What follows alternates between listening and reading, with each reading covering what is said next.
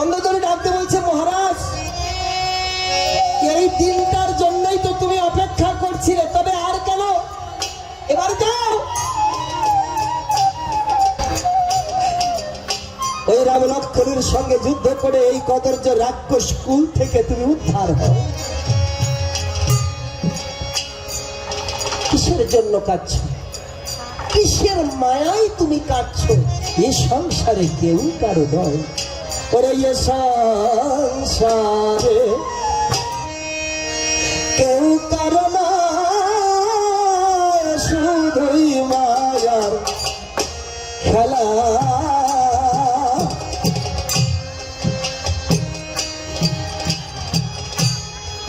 আর সময় হলে যেতে হবে, যেদিন ডুবে যাবে জীবনের বেলা রে। আবুঝে মনরে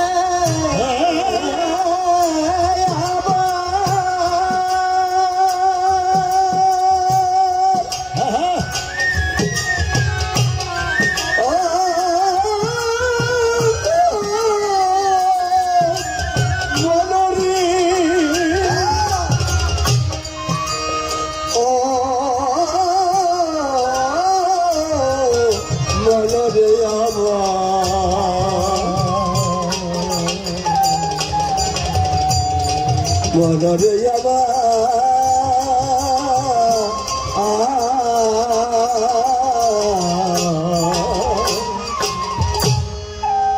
ভাই বলো না, বন্ধু বলো রে,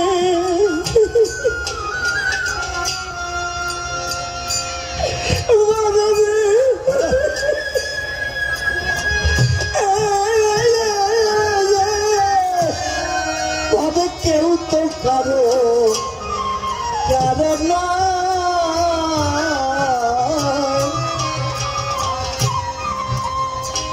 ওরা দিনে তুই সারের দেখা দেখা শোনা রে, শুধু পথে পরিচয় রে।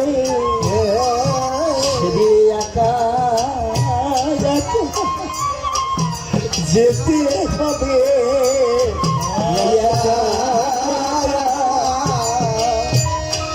যেতে হবে সঙ্গে সাথে সেদিন কেউ না রবে।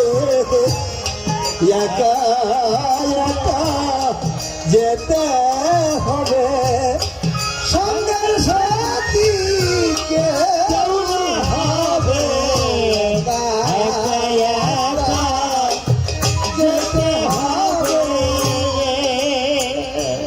যাদেরকে ভালোবেসে আপন করে আপনকে পর করেছে, হ্যাঁ বলুন তো, এটা কেউ কি আমার সাথের সাথী হবে? প্রভু যা ভুলে তোমারই ভুলে হীরা ফেলে কাজ তুলে ভিখারি সেজেছি আমি। তারা কি কোনোদিন আমার সাথের সাথী হবে না? কত দূর যাবে আমার সাথে? বড় জোর শ্মশান ঘাটা পর্যন্ত। আমার দেহটাকে পুড়িয়ে ছাই করে দিয়ে, মাটির কলসিটাকে ভেঙে দিয়ে সবাই ফিরে যাবে, একে অপরকে ডেকে ডেকে বলবে, এই কেউ যেন আর পিছন পানে তাকাস।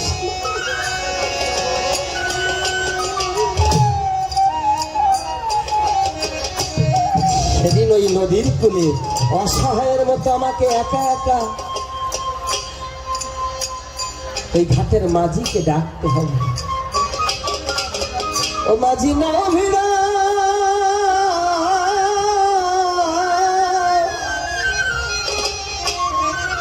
এই আমাদের তরি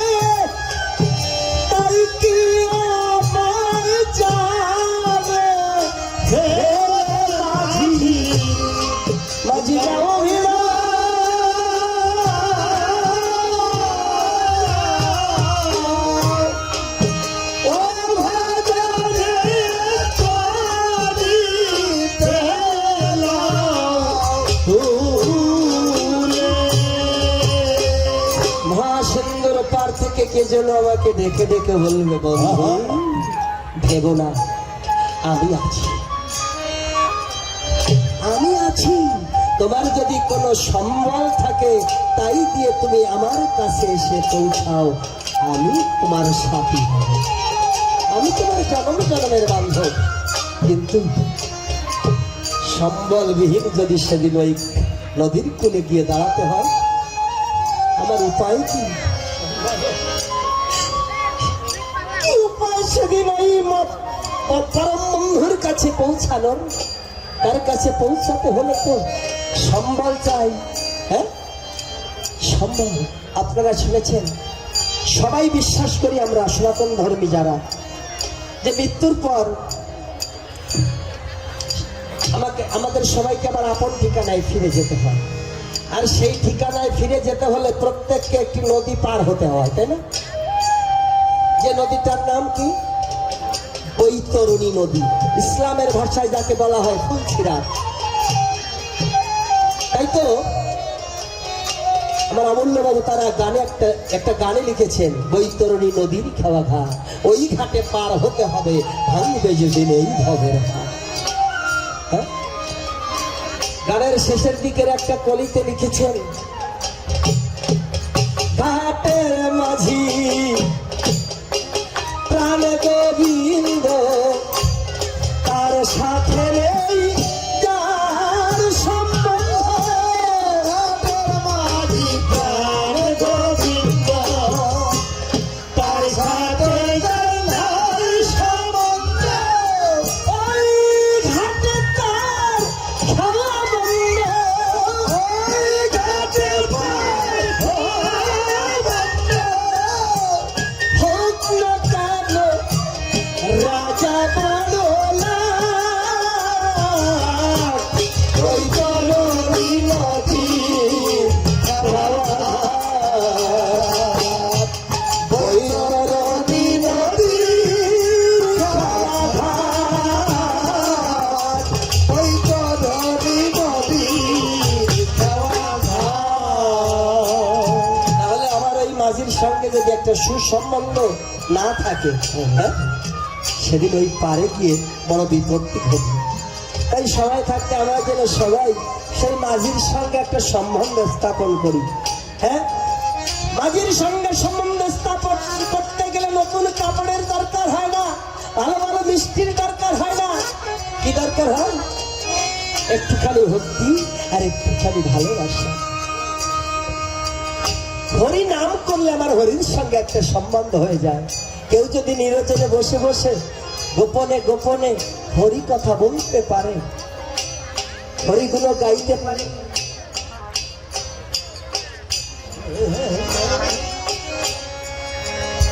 দেখবেন হরিগুলো গাইতে গাইতে গাইতে গাইতে গাইতে গাইতে যখন বাহ্যিক চিন্তা ভুলে যাবে, না জানি কখন অলক্ষ্যে এসে হৃদয়ের মাঝে বসে সে আমাকে প্রেমের দোলায় দুলিয়ে যাবে, তাই না? হরিবল হরিবল। আর তখন তার সাথে একটা সম্বন্ধ স্থাপন হয়। এই জন্যে দেখবেন যে কোনো কীর্তনে, কবি গানে, রামায়ণ গানে গেলে সকল কথার সার কথা কোনটা? হরি বলো মন রাসনা, হরি বলো মন রাসনা, ভাবে এমন যেন আর পাবে না। হরি বলো মন রাসনা, মন যেন আর পাবে না। হরি বলো মন রাসনা, বল বদল হরে, হরি বলো বদল হরে, হরি বলো, হরি বলো ভাবে তারে চলো বদল ভরে। হরি বলো, হরি বল, হরি বল, হরি বল, হরি বল, হরি বল, হরি বল, হরি বল, হরি বল। বন্ধুদেরই বলছে মহারাজ, এই তো সুসময়, এবার যাও ওই রাম লক্ষ্মণের সঙ্গে যুদ্ধ করে এই কদর্য রাক্ষস কোন থেকে তুমি উদ্ধার হও। এমন সময় সারণ নামক একজন মন্ত্রী রাজার সম্মুখে উপস্থিত। রাজাকে বিষণ্ণ দেখে ডেকে ডেকে বলছে, মহারাজ কি কেন তব নয়নে জল কাঁদো, কি কারণ? বলো বলো মহারাজ, তোমার কান্নার কারণ। রাবণ বলছে, মন্ত্রী, লঙ্কা আজ বীর শূন্য হয়েছে, আগামী করল যুদ্ধে পাঠানোর মতো আর কোনো বীর লঙ্কায় অবশিষ্ট নেই। এবার বুঝি এই হতভাগ্য রাবণকেই যুদ্ধে যেতে হবে। মন্ত্রী সারণ বলছে, কে বলেছে কথা? কে বলেছে লঙ্কা বীর শূন্য হয়েছে? লঙ্কা এখনো বড় বীর জীবিত রয়েছে। তোমার কি মনে নেই মহারাজ? তোমার অন্যে প্রতিপালিত, তুমি নিজের হাতে ধনুর্বিদ্যায় পারদর্শী করেছ, নিজের হাতে তাকে যুদ্ধ বিদ্যা শিখিয়েছ। তোমার সেই কনিষ্ঠ ভ্রাতা বিভীষণের একমাত্র পুত্র তরণী সেনের কথা কি তুমি ভুলে গেছো? তরণী সেন? না না না না না না, কি বলছো মন্ত্রীবর? তরণী তো দুধের বালক। যদিও ও আমার শত্রুর পুত্র, তবুও ওই দুধের বালককে যুদ্ধে পাঠিয়ে রাবণের চরিত্রে আমি আর কালিমালে পূর্ণ করতে চাই না। সারণ বলছে, মহারাজ, আজ মন্ত্রী হিসাবে দুটো কথা তোমাকে আমি বলতে চাই।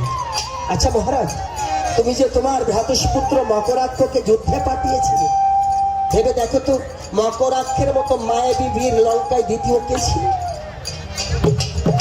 মকরাক্ষ তার মায়া দ্বারা সমস্ত সৈন্যদের গাভী সাজিয়ে চারিদিকে বিস্তার করে রেখে মাঝখানে দাঁড়িয়ে দাঁড়িয়ে যুদ্ধ করছিলেন।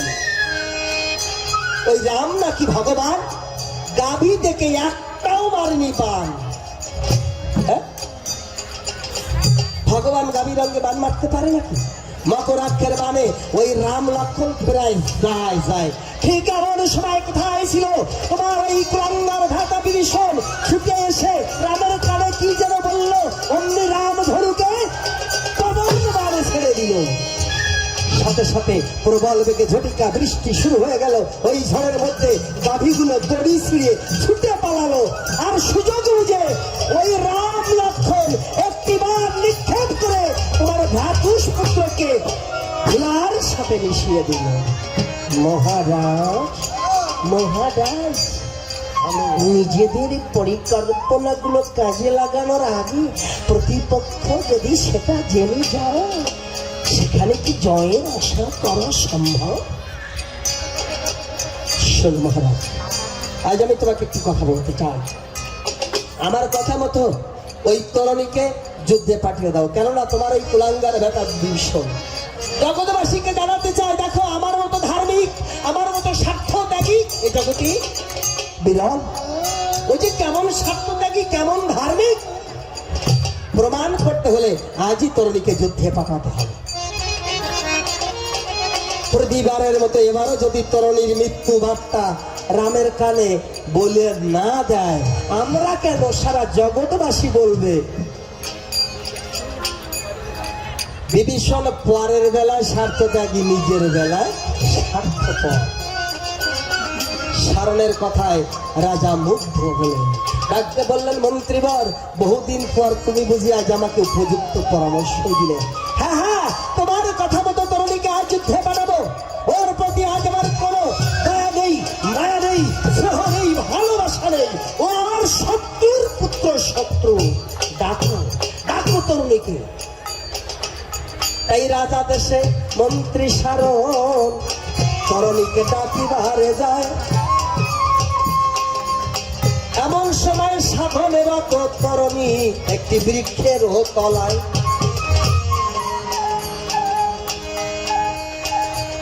তরণী তখন কোথায়? বনের মধ্যে একটা বৃক্ষের তলায় নিজ অঙ্কিত প্রভু রামের মূর্তিখানি রেখে ফুল তুলে মালা গেতে ওই মূর্তির গলা পরিয়ে দিয়ে মনের গোপন কথাগুলো প্রভুর চরণে নিবেদন করছে। প্রভু, এই দিন তরণীকে আর কতদিন মায়ার শৃঙ্খলে তুমি বন্দী করে রাখবে প্রভু? রাক্ষস কুলে জন্মেছি বলে আমাকে তুমি দূরে ফেলে রেখো না, আমাকে তুমি তোমার করে না। এই দিন তরণের মায়ার কাছে দড়ি ছিন্ন করে ঠেলে ফেলে দাও তবু মুক্তির স্রোত তরঙ্গে।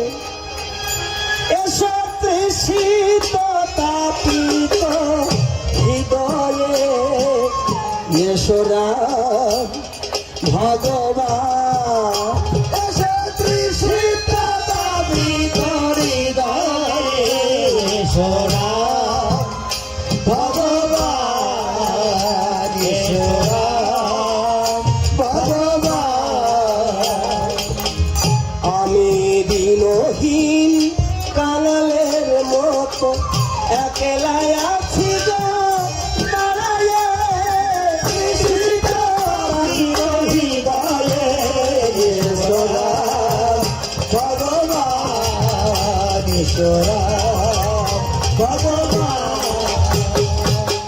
বদ সুখ আশা যা কিছু জগতে রেখো না গো কিছু আমার বলিতে, বদ সুখ আশা যা কিছু জগতে রেখো না কিছু আমার বলিতে। শুধু এ জীবন তোমারই আশাতে, শুধু এ জীবন তোমারই আশাতে, শুধু এ জীবন তোমারই আশাতে অকাতরে দিল বিলায়ে, এসো রাম ভগবান, এসো রাম ভগবান।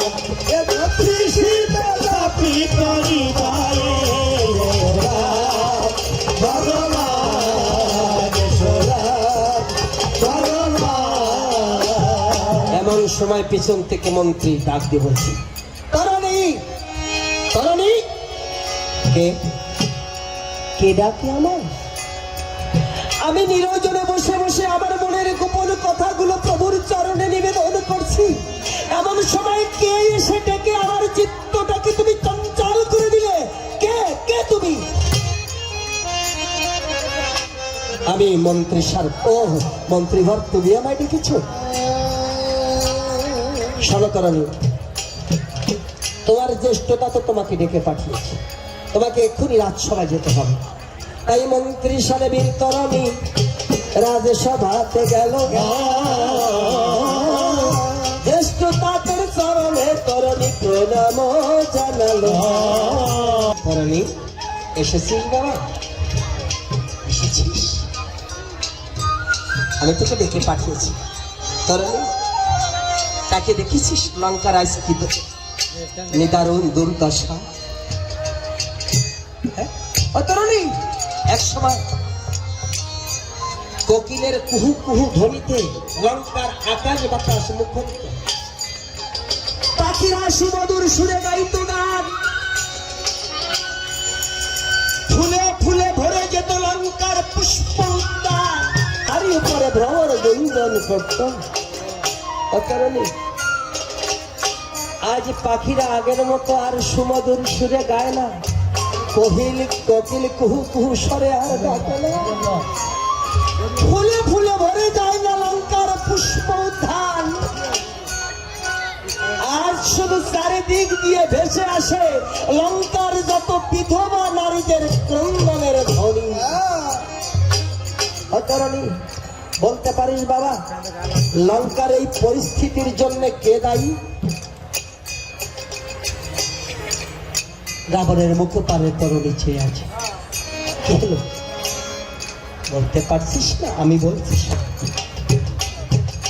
তোর পিতার সহযোগিতায় ওই ভণ্ড কপট রাম লক্ষ্মণ লঙ্কার এই দুর্দশার কারণ।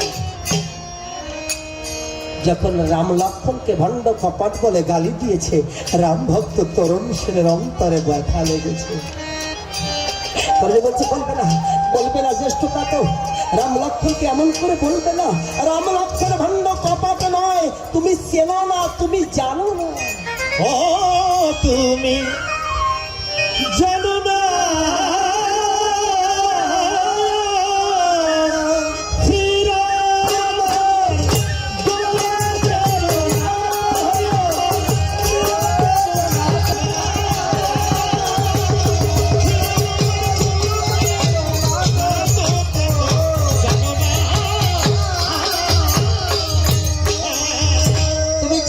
জানে না শ্রীরাম আমার ব্রহ্ম সনাতন জানো না চেনো না চেনো না জ্যেষ্ঠ তাপসে যে পতিত পাবন তাপ জানো না যোগে পায় না যদি গণ পাবা ওর যদি সাধন তাপ জানো না আজ কৃপা করে সেই রঘুবরে দিয়েছে দর্শন তাপ জানো না রামচন্দ্র মনুষ্য নরসে গোলকের হরিতাপ জানো না বিনরসে রাজরাজেশ্বরী তাপ জানো না এই বলছি জ্যেষ্ঠতা তো ওই রামের সীতা রামকে দিয়ে ওদিকে রামের তার তাপ জানো না কৃপা করে যদি আমার প্রভু দয়াময় পাদ জানো না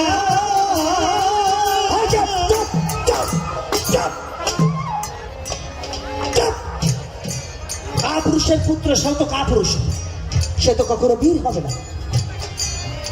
তোর পিতাকে এমনি ভাবে কখনো কিছু বলতে গেলে ওই রামের মহিমা কীর্তন শুরু করে দিত তাই একদিন কি করেছিলাম ঘৃণাভরে তাকে পদাঘাত করেছিলাম অমনি অনুরাগে আমাকে ত্যাগ করে ওই রামের চরণের শরণ নিয়েছে শোন করণী ভালো করে শোন আমি লঙ্কাধিপতি রাজা দশানন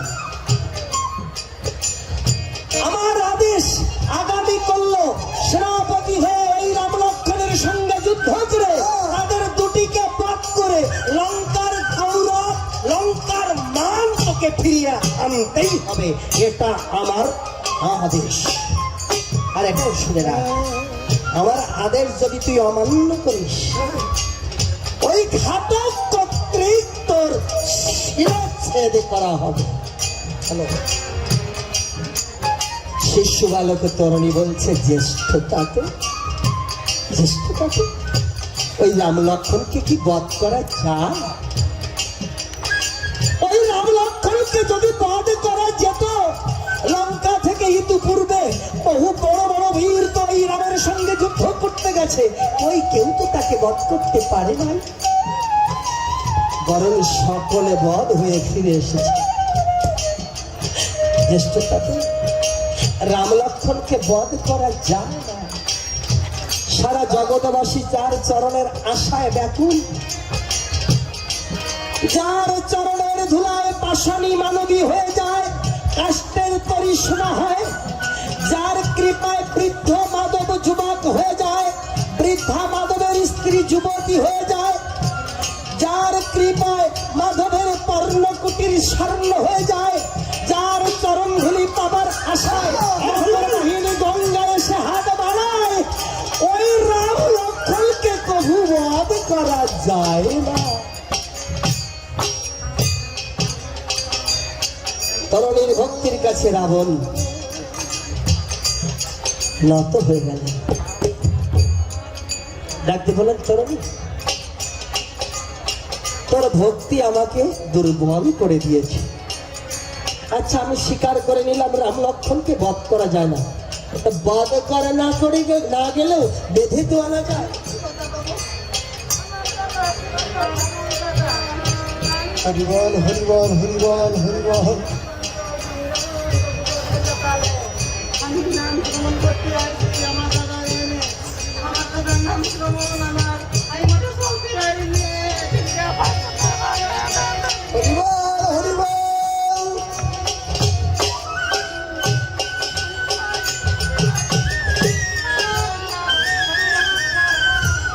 হরিবল শ্রী ভক্তগণ অত্যন্ত এই যে জনদেহের বেদনা নিয়ে আসলে এসে দাঁড়িয়েছে জনদেহে অনেক কষ্ট ভোগ করছে আপনারা তার প্রতি একটু আশীর্বাদের দৃষ্টি বর্ষণ করুন পিতার কাছে একটু প্রার্থনা করুন, সে যেন এই জনদেহে আর কষ্ট ভোগ না করে।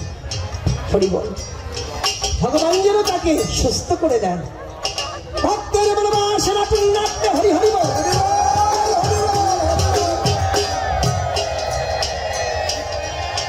হরি বল। তরুণী, তোর ভক্তি আমাকে বড় দুর্বল করে দিয়েছে, আমি স্বীকার করে নিলাম তাকে বধ করা যায় না, কিন্তু বাবা তাকে বধ করা না গেলেও বেঁধে তো আনা যায়। পারবি বাবা? পারবি? তাকে বেঁধে আনতে পারবি? তরুণী বলছে হ্যাঁ, বেঁধে আনা যেতে পারে, কিন্তু কয়জন পারে?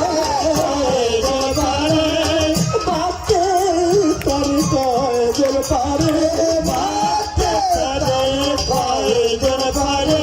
যদি ভক্তি তার না থাকে অন্তরে, বাঁচতে পারে কয়জন পারে? ভক্তি যদি না থাকে অন্তরে, বাঁচতে পারে কয়জন পারে? ভক্তি বিনা এ সংসারে কেউ তো পারে বাঁচতে না রে। বিনা এ সংসারে কেউ তো পারে বাঁচতে না রে। ভক্তির অধীন শ্রী ভগবান, ভক্তি বিনা কেউ বাঁচতে না রে। ভক্তির অধীন শ্রী ভগবান, ভক্তি বিনা কেউ বাঁচতে না রে।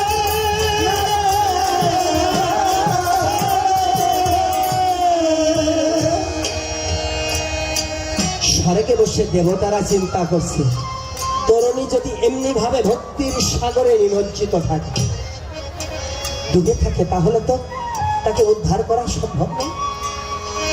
হ্যাঁ? তাই কি করেছে? দেবতারা বৃহস্পতিকে পাঠিয়ে দিয়েছে। বৃহস্পতি এসে যখন তরুণীর কণ্ঠে ভার করেছে, অমনি তরুণী রাবণের দুটি চরণ জড়িয়ে ধরে বলছে, জ্যেষ্ঠ তাতে আমি বড় অপরাধ করেছি, আমাকে তুমি ক্ষমা করে দাও।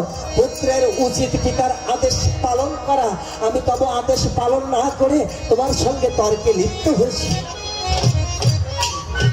জ্যেষ্ঠ তাতে এই আমি তোমার চরণ দুটি ধরে কথা দিচ্ছি, আগামীকাল সেনাপতি হয়ে ওই রাম লক্ষ্মণের সঙ্গে যুদ্ধ করে তাদের দুটিকে বধ করে তার সীতাকে তোমার পায়ে এসে বসাবো, তবেই আমার নাম তরুণ সেন। বড় প্রীতি পাইল রাজা তরুণী বলে,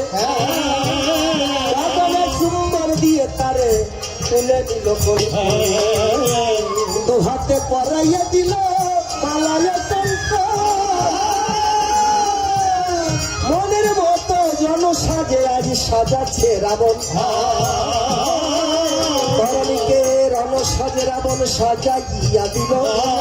চক্রবর্তী সারথি বলিয়া রাবণ গাবিতে লাগলো, শুনো শুনো সারথি তুমি আমার কথা লও, তরুণী যাবে যুদ্ধ করতে রণ সাজাইয়ে দাও। রাবণ আজ্ঞায় তরুণী রথ সাজাইয়া দিল। রাবণ তখন তরুণীকে ডাকিয়া কহিল, উপায় নেই, আসলে রথ সাজাতে গেলে একটা সময়ের দরকার আছে, সেই সময় নেই। আমার পরিচালক সঞ্চালক মহোদয় আমাকে ইঙ্গিত দিয়েছে। হরি বল।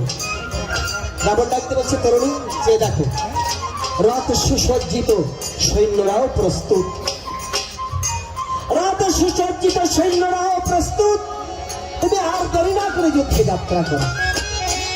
তাই তরুণী যুদ্ধে যাবে বলে জ্যেষ্ঠতা তোর চরণে প্রণাম করে আশীর্বাদ চলছে।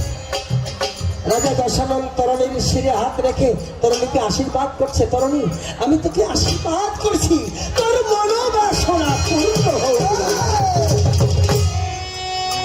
জ্যেষ্ঠতা রাবণের আশীর্বাদ নিয়ে তরুণী যখন রথে উঠে যাবে, এমন সময় মায়ের কথা তরুণী মনে পড়ে গেল। রাবণকে কহিতে লাগিল, জ্যেষ্ঠতাকে আমাকে একটু সময় ভিক্ষা দেবে। কেন তরুণী? শাস্ত্র বলছে জননী জন্মভূমি স্বর্গাত প্রিয়সী, যে মা আমাকে 10 মান 10 দিন গর্ভে ধারণ করেছে, যে মা লালন পালন করে আমাকে এতটা বড় করেছে। যুদ্ধে যাবার আগে সেই মায়ের আশীর্বাদ যদি আমি না নিয়ে যাই, আমি কি যুদ্ধজয়ী হতে পারবো? রাবণ ডাকতে বলছে, তরণী, তোর মাতৃভক্তি আমাকে তুষ্ট করেছে, যা বাবা, তোর মায়ের আশীর্বাদ নিয়ে তুই তাড়াতাড়ি যুদ্ধে যা। দেখতে তো পাচ্ছিস রথ সুসজ্জিত, সৈন্যরা সবাই প্রস্তুত হয়ে দাঁড়িয়ে আছে। তরণী ছুটে চলেছে মায়ের কাছে। অন্তরে তার আনন্দের ঢেউ খেলছে। কেন বলুন তো? কেন বলুন তো? মানুষ যখন সফলতার কাছাকাছি যায়, বলুন তো কত আনন্দ না হয়? হ্যাঁ, এতদিন ধরে তরুণী যে সাধনা করে এসেছে, পরম পিতাকে পাবার বাসনা তাকে দুর্বল, তাকে চঞ্চল করে তুলেছে। আজ সেই পরম পিতার দর্শন হবে ভেবে তরুণীর অন্তরে আনন্দের ঢেউ খেলছে। আরো একটা বিষয় ভেবে তরুণীকে আরো আন্দোলিত করছে, কি বহুদিন পর পিতার চরণ কমল দর্শন করতে পারে। তরুণী ভাবছে, পূর্ণ ব্রহ্ম নারায়ণ দেখিব নয়নে, পবিত্র হইবে অঙ্গজয়ী রাম দর্শনে। দেখিব নয়ন পিতার চরণ কমল, উপনীত হইল তরুণী মায়ের স্থল।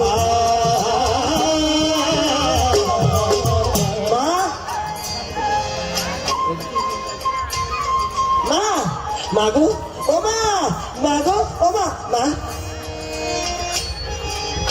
কি তরুণী, তুই এত সময় কোথায় ছিলি বাবা? আর তোকে এ বেশি পাঠিয়েছে কে বাবা? ও মা, তুমি তো জানো না মা, জ্যেষ্ঠতা তো আমাকে ডেকে পাঠিয়েছিল। জ্যেষ্ঠতা তো আমাকে কি আদেশ দিয়েছে জানো মা? আগামীকাল সেনাপতি হয়ে ওই রাম লক্ষ্মণের সঙ্গে যুদ্ধ করতে যেতে হবে। তাই তো জ্যেষ্ঠতা তো নিজের হাতে আমাকে রণসাজে সাজিয়ে দিয়েছে। হ্যাঁ মা, কি বলছিস বাবা? হ্যাঁ মা, জ্যেষ্ঠতা তো কি বলেছে জানো মা? কি বলেছে বাবা? জ্যেষ্ঠতা তো বলেছে, তরুণী, আমার আদেশ যদি তুই অমান্য করিস, ঘাতক কর্তৃক তোর শিরোচ্ছেদ করা হবে। মা, ও মা, তুমি কি চাও মা? আমার যে মন প্রাণ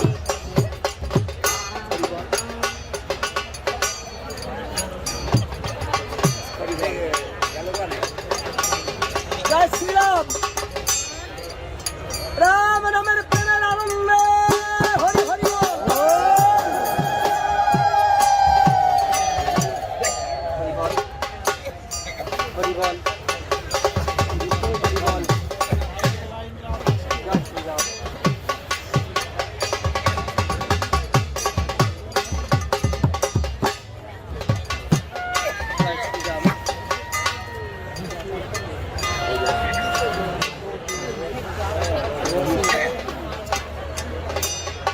जय श्री राम, जय श्री राम, जय श्री राम।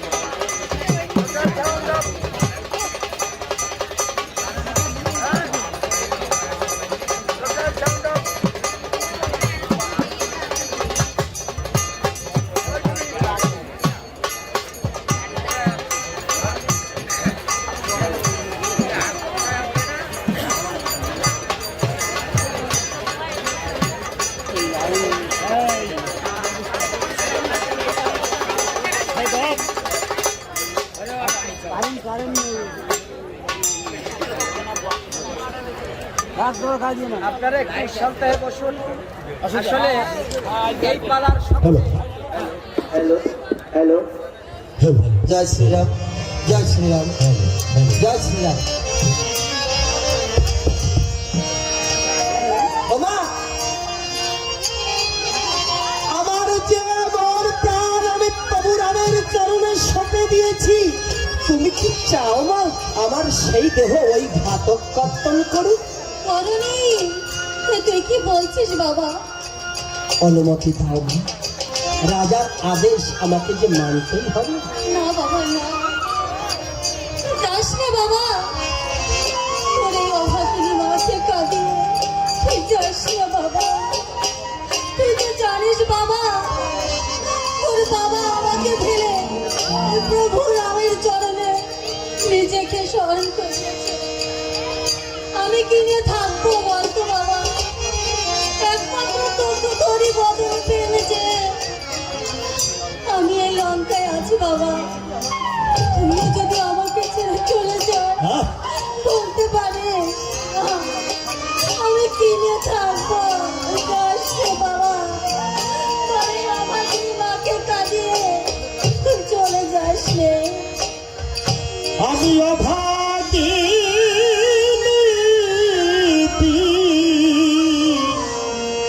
দুঃখিনী রে,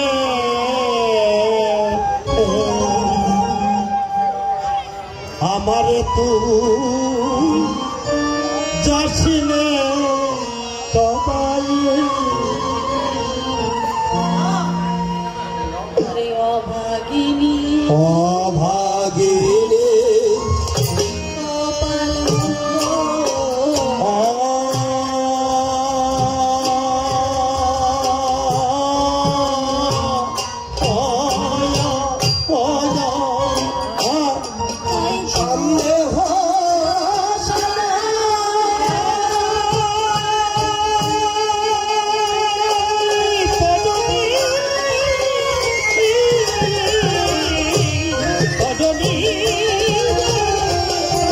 তাই তো তোকে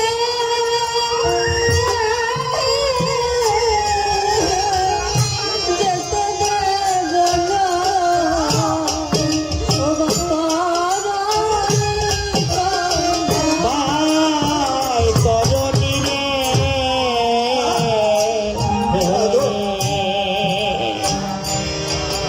আমারে তুই যাসিনে সবাই মহারাজে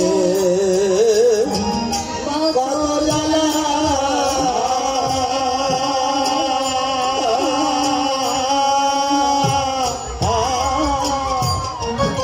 তুই বুঝিবি কেমনে?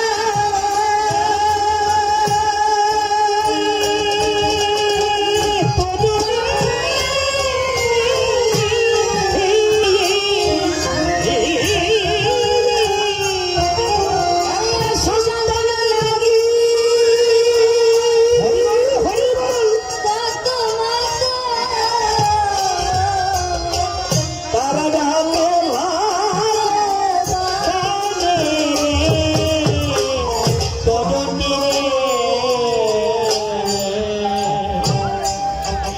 আমারে তুই যাসিনে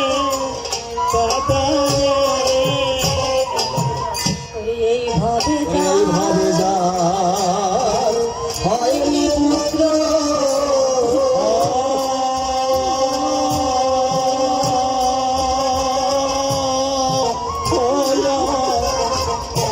বলে সেই আছে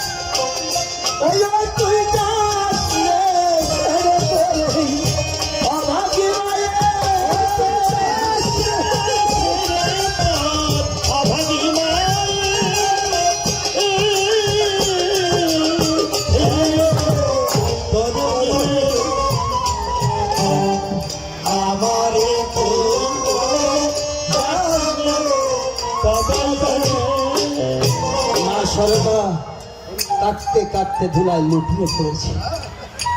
তরণী ছুটে গিয়ে মায়ের হাত দুটি ধরে বলছে, মা, ও মা, মা গো, তুমি আর কেঁদো না মা গো,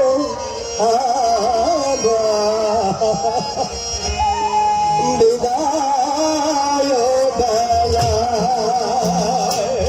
তুমি আর কেঁদো না বিদায় বেলা তুমি আড়াল করে কাঁদলে গো,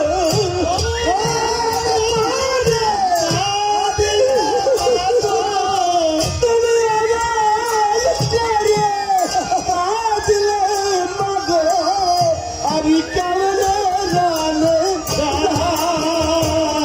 তুমি আর কেঁদো না মাগো,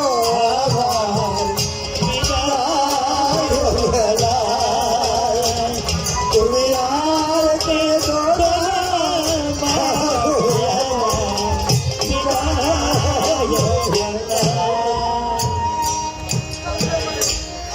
কাঁদলে পরে মাগো, তুমি আমার ধৈর্য নাহি মানে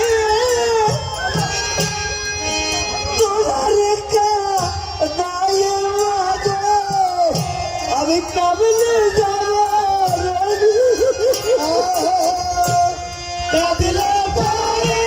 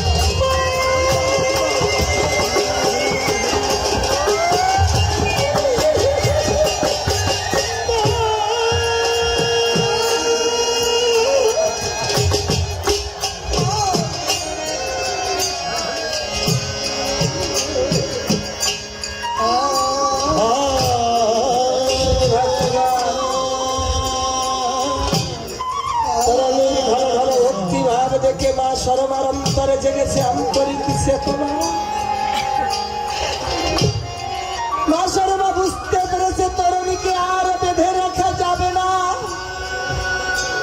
নদী যেমন ছুটে চলে সাগরে মিশবার জন্য, বালু কলের পাত দিয়ে তাকে যেমন আটকে রাখা যায় না, তেমনি তরুণীর মনোনদীও ছুটে চলেছে কৃপা সাগরে মিশবার জন্য। এই মায়ার বাদ দিয়ে তাকে আর আটকে রাখা যাবে না। তাই মা সরবা কি করেছে, বুকে পাষাণ চাপা দিয়ে চোখের জলে মৃত্তিকা চন্দন গুলে তরুণীর সর্বাঙ্গে রাম নাম লিখে দিচ্ছে। জয় রাম,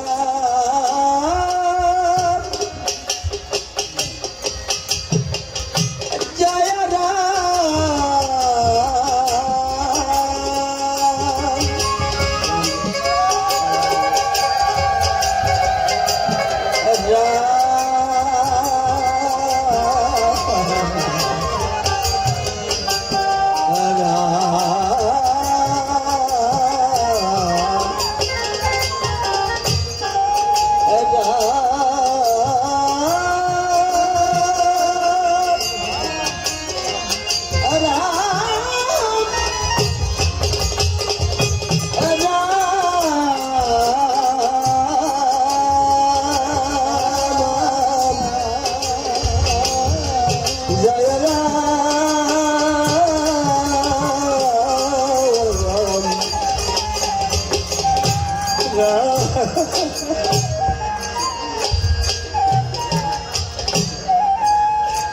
তরুণীর সর্বাঙ্গে রাম নাম লিখে দিয়েছে।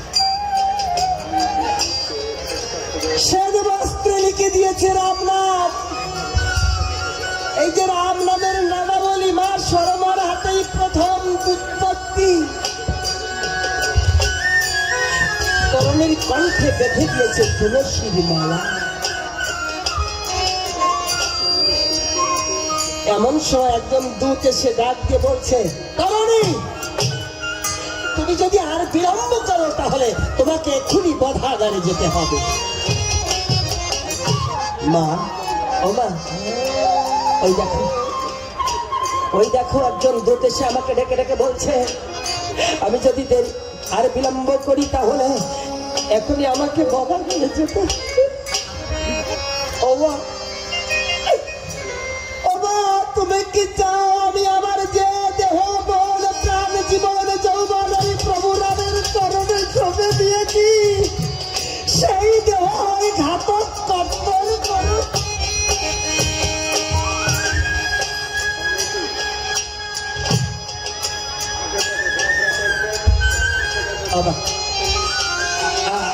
আর আমাকে বেঁধে রেখো না। এবার তুমি আমাকে আশীর্বাদ করো মা, এবার তুমি আমাকে আশীর্বাদ করো।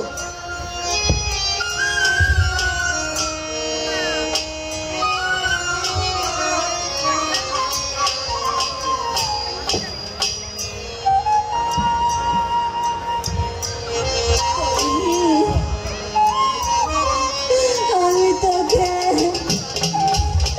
দিলাম স্কুলে, তুই যেন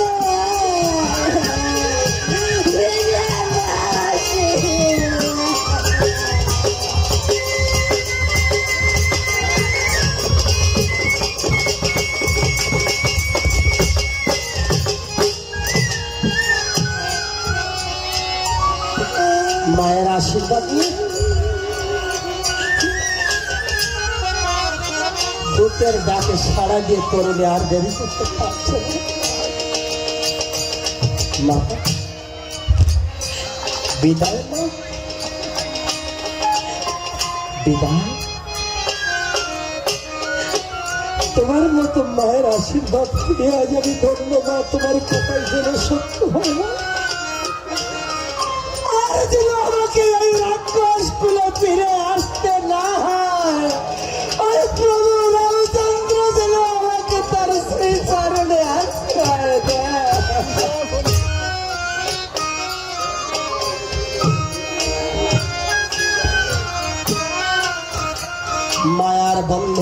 ধন্য করে তরুণী এবার যুদ্ধে যাত্রা করেছে। কেমন ভাবে চলিল চলিল তরুণী, জয় রাম শ্রীরাম বলে চলিল তরুণী, জয় রাম শ্রীরাম বলে চলিল তরুণী, জয় রাম শ্রীরাম বলে জয় রাম শ্রীরাম বলে চলিল তরুণী, চলিল তরুণী, জয় রাম শ্রীরাম বলে চলিল তরুণী, জয় রাম শ্রীরাম বলে জয় রাম শ্রীরাম বলে তরুণী করেছে গমন, জয় রাম শ্রীরাম বলে খবরে উঠে বসে তরুণী তখন, জয় রাম শ্রীরাম বলে রাম নামের ধ্বনি তুলে রথ চালাইয়ে দিল, জয় রাম শ্রীরাম বলে ভেদ করিয়া সেই ধ্বনি উঠিল, জয় রাম শ্রীরাম বলে চলিল তরুণী, জয় রাম শ্রীরাম বলে। হরি বল। শ্রী ভক্তগণ হরি বল।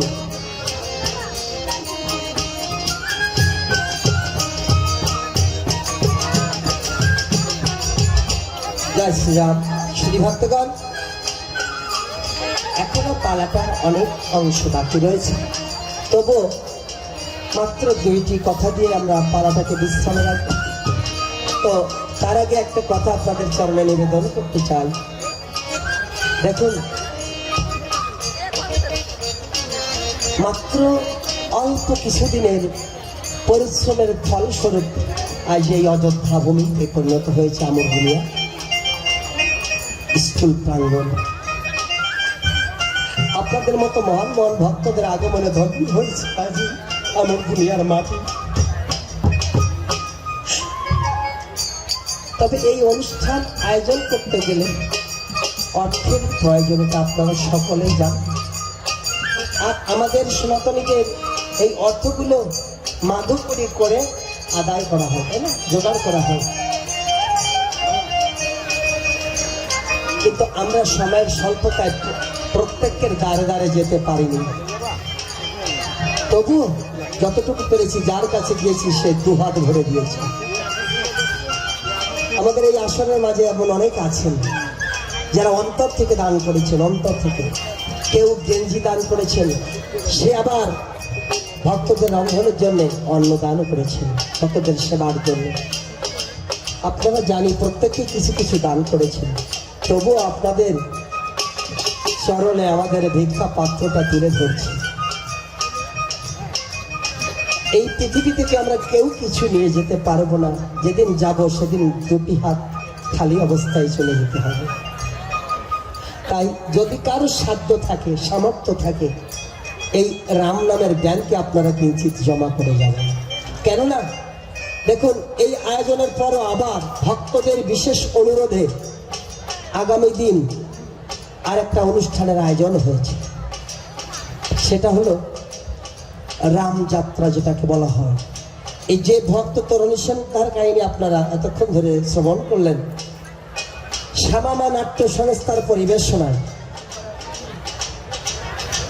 দ্রোণাচার্য গোলদার ও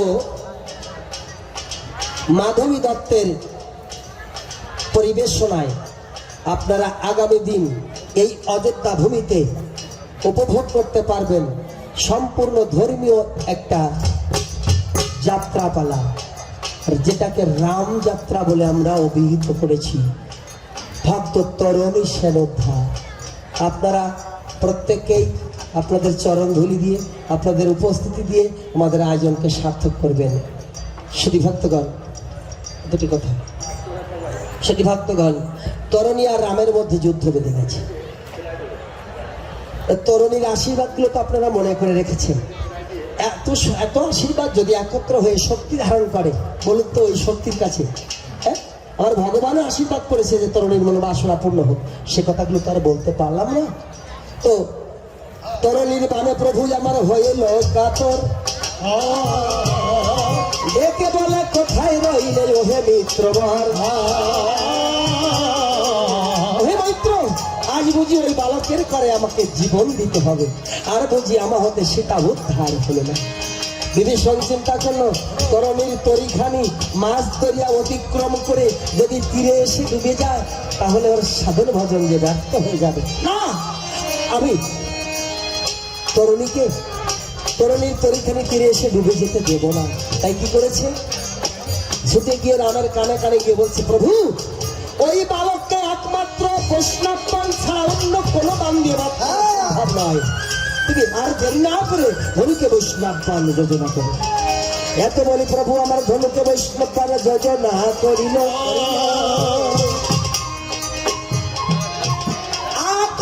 পুরী আবার প্রভু ছেড়ে দিল। সবরূপী বৈষ্ণব পান খায় তরুণীর দিকে,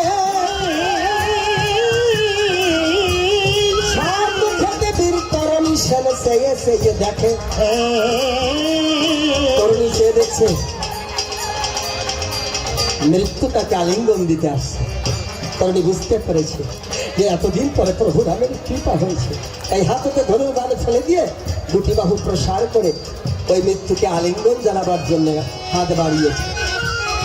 এদিকে বৈষ্ণব তরুণীকে ঘিরে প্রদক্ষিণ করিল,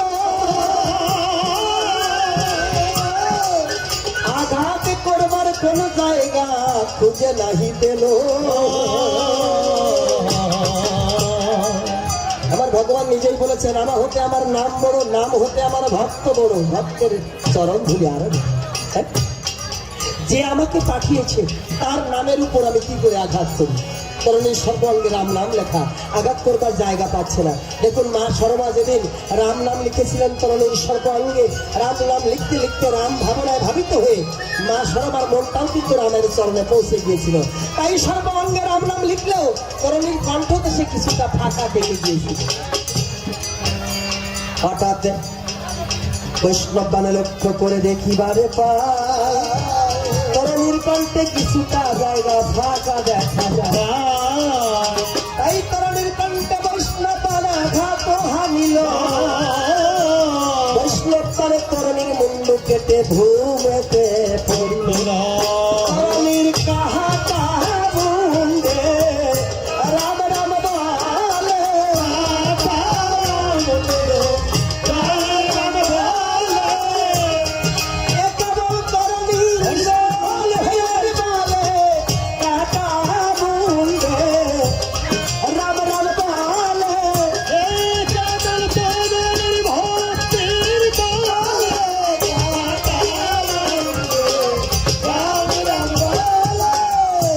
কাটা মুন্ডে রাম রাম বলছে।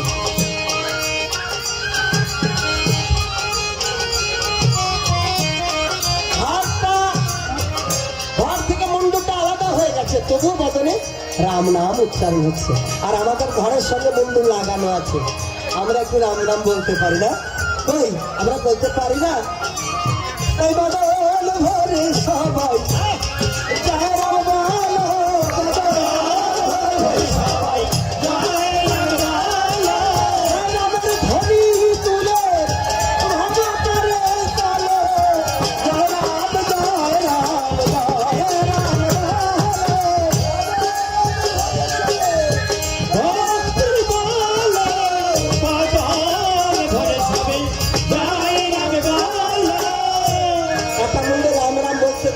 সমস্ত বানর সেনারা তরুণীকে উপহাস করেছিল তাদের অহংকার চূর্ণ হয়ে গেল। একজন আরেকজনকে ডাকতে বলছে, ওরে তোরা কে কোথায় আছিস, আয় আয়। এমন ভক্তের পরশ অঙ্গে দেখে আমাদের অঙ্গটা ধন্য করে যায়, কেননা ভক্তের পরশ বড়ই সরস। যদি লাগে থাকিলে হায় হর্ষময়, তাই ভক্তে ভক্তে করে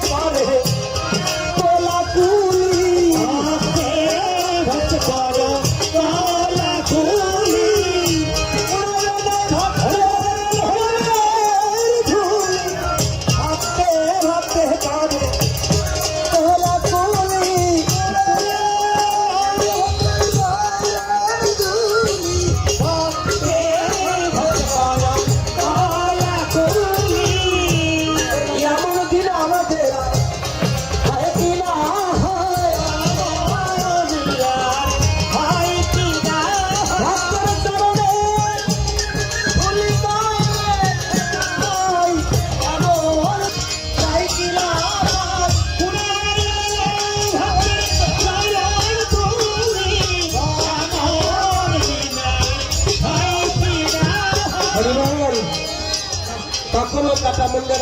হচ্ছে বিভীষণের স্থির থাকতে না পেরে নিজ পুত্রের কাটা মুন্ডটা বুকে তুলে নিয়ে বলছে, তরুণী রে, জানি জগৎ সবাই আমাকে কলঙ্ক দেবে, আমাকে নিন্দা জানাবে, তবু আমি শান্তি পেয়েছি, কেন তুই প্রভুর কৃপা লাভ করতে পেরেছি।